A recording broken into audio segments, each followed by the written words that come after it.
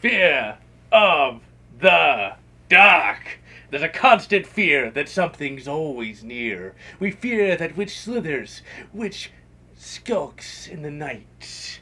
We fear the creeping dread. We wonder, are we safe in our beds, or is there something watching us just out of sight? Screw that noise! Let's just shoot something! And today, ladies and gentlemen, we're going to be taking a look at a game that does not fear the dark. Today, we're taking a look at the classic 90s side-scroller, Night Slashers. Night Slashers was developed by Data East and released in the halcyon days of 1993. It was a side-scrolling beat-em-up, and in the 90s there were two main types of beat-em-ups. You had the Capcom style and the Konami style. Both were fun, but both were completely different from one another. The Capcom beat-em-ups were the most impressive with numerous moves that you could pull off. The Konami beat-em-ups were much simpler. You could jump, punch, and super move. Night Slashers is very much in the Konami camp. You have a punch button, and you punch zombies, Jason, generic rock dude, and Dracula in the face. Sometimes you can get weapons, and sometimes you'll be able to pull off a wrestling move. You got a super move too, and one annoying aspect of the Konami beat 'em up is the superpower. You want to pull off the superpower, and if you do pull it off, you gotta spend your life points. And for a little extra dosh, you can clear a few enemies. Thank you, Izmir, for that 5 key. Basic stuff, but it works. The controls and animations are fluid, and I seldom found myself punching air, a common issue with some of the more pedestrian beat-em-ups. You even have a couple little mini-games, such as your dude having to run really fast to catch a coach, and Whack-A-Zombie. Damn, that got organized fast. The Zeddies now have their own somewhat unimaginatively named franchises. And yes, Big Pharma somehow survived the zombie apocalypse, now conglomerated under the name Drug Zombie. So arcade owners wanted lots of money, because these games weren't cheap. This game here would have cost over $1,000 in 1990s bucks. So game developers would add areas to a game where the arcade owners were guaranteed to make crap tons of dosh. So what you'll find in a lot of arcade games are elevator levels. Konami did it, Capcom did it, and Data East did it. These are early arenas, and then as today, they were super annoying. One other annoying thing was the boss rush, and we got one at the end of this game. These side-scrolling beat-em-ups were at their most fun when played co-op, and back then, you needed a lot of skill to get anywhere, even with a second player. Today, however, they make for good yakking games, where one can chat with friends while beating the faces in of various foul villains. Night Slashers has 3 characters to choose from, but this is only 2-player co-op. The various characters are still pretty neat. You got Murica Dude, Chinese Babe, and Eurozone.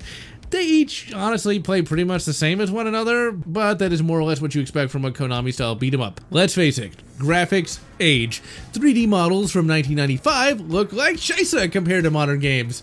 But 2D games have more than stood the test of time. What's really funny is that in the 90s, I remember being really underimpressed by the 3D revolution, and I really missed the clean and detailed look of 2D sprites and backgrounds. And I still kind of feel that way. This is a game from '93, and holy crap, does it still look good. The animations are fluid, the backgrounds are filled to bursting with detail, player and enemy sprites are also well detailed, and the whole game just pops with color and awesomeness, and runs quite well with nary a sprite flicker. Sound for the game is also pretty great too. The hits sound meaty, and you even get voice acting. And that, while heavily compressed, still sounds remarkably good. Music is also pretty good as well, with the boss music being by far the best. This is being played on the Multiple Arcade Machine emulator program, and it runs the game okay, but the emulation isn't perfect, and sometimes the music will drop out, and that made the final boss fight kinda dull. All told, what you got here is an excellent package that should give you about 40 minutes of monster punching fun. Now the story for Night Slashers is something special. It's that special brand of fun silliness that only the 90s could bring. This is a simple little arcade game from the 1990s, and yet we have characters and world building. In the year 1999, the world became overrun by monsters, mutants, and heretics. Burn the heretics! Creatures of the night.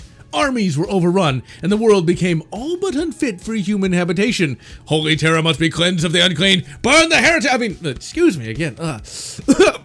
The game starts up with a few cutscenes introducing our dudes. We got Jake, the most American man in the world, aka the psychic cyborg. Like, I can see dead people, bruh. The less epic Christopher, the most famous monster hunter in Europe. They sell a pickled mash named after him. And finally, the Chinese beauty Hong Hua, the most famous martial artist in Asia. Just don't add sexy anywhere to her name in a Google search. You will regret it. Ugh. The three mighty warriors join forces to become the Night Slashers, and the story follows the titular Night Slashers as they beat the crap out of famous horror movie icons, as they try to purge the world of the unclean. First, you beat the crap out of Herbert West Reanimator. You give him head by bashing his head into concrete. Then you teach Frankie Boy what real pain means. The whiny emo. Weirdly, you then beat the crap out of evil Geppetto and demonic Pinocchio? I didn't know they were horror villains, but okay. Drac, get steak. Man, loved you in Lord of the Rings. You then fight some Aztec gods. I mean, they did soak up a lot of innocent blood. The Mummy, dude, she is just not that into you. Let it go, man. You knock over death and then face the scariest movie monster of them all, the UH-1 Iroquois. What? That's not scary. Well, I mean, unless you're like facing down a fleet of them armed with miniguns and then it's time to run through that jungle. So what nefarious force could have united the undead in a final apocalyptic war for the soul of humanity? Was it the creature from the Black Lagoon? No, he was getting busy with some chick. Was it Cthulhu? No, he was busy looking up tentacle porn. Was it King Zaretz, ruler of beasts and men since ancient times? The game just kind of expects you to know who King Zaretz is. For all I know, he's some kind of Korean deity. He has a super metal body and says he will live forever. Your dude says, go back to the Halloween party. It's house cleaning time. Man, I love the 90s. King Zaretz is defeated, and we even get a Where Are They Now epilogue.